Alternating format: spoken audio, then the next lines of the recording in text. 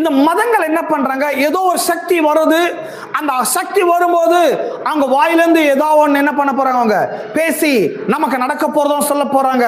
அப்படிங்கிறது ஒரு மதங்கள்ல இருக்கின்ற ஒரு கோட்பாடு.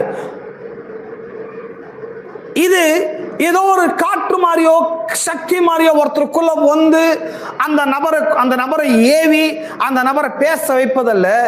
சோ இது வந்து அப்சல்யூட்லி வேற ஒரு மார்க்கத்தை பற்றி பேசுகிறது.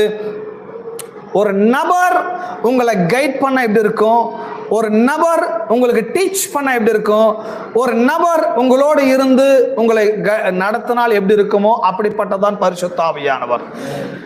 ஆவியானவர் என்பது அது ஒரு பர்சனாலிட்டி கேரக்டரிஸ்டிக்ஸை குறிக்கிறது. அது ஒரு தனித்துவமான ஒரு நபரை பற்றியதாக இருக்கிறது. ஆவியானவர் என்கிறவர் ஒரு நபராக இருக்கிறார். எல்லாம் ஆவியானவர் ஒரு நபராக இருக்கிறார்.